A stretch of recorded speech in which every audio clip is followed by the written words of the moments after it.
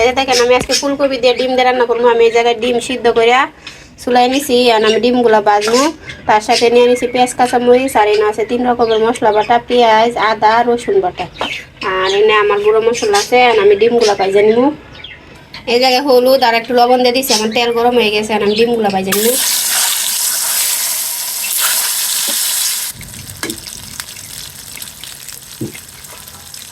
এই যে আমার ডিম ভাজা হয়ে গেছে, এই জায়গায় নামাই নিব। এই তেলের মধ্যে এখন আমি ফুলকপিগুলো ভাজে নিব।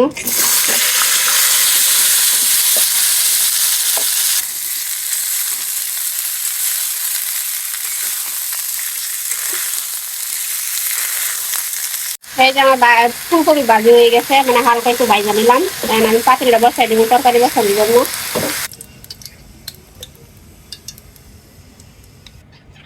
এই যে তেল দিয়ে দিছি, তেল গরম হয়ে গেছে। এখন আমি পেঁয়াজ কাঁচামরিচগুলো ভাজে নিব।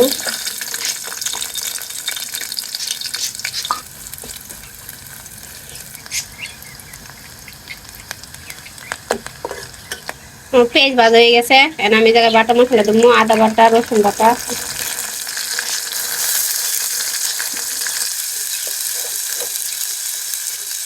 মশলাটা কষানো হয়ে গেছে, এই জায়গায় আমি গুঁড়া মশলাগুলো দিয়ে দিব। লবণ দিয়ে নিতেছি।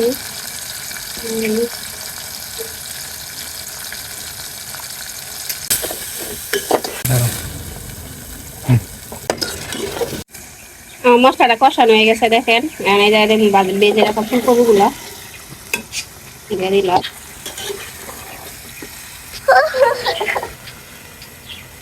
দিয়ে দিন টমেটো।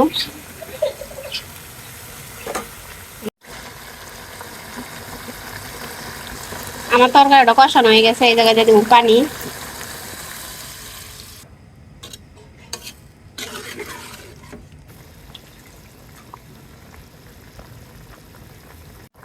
আমার তরকারি হয়ে গেছে, আর ডিমগুলো দিয়ে দিব। দিয়ে দিব ধনিয়া পাতাও।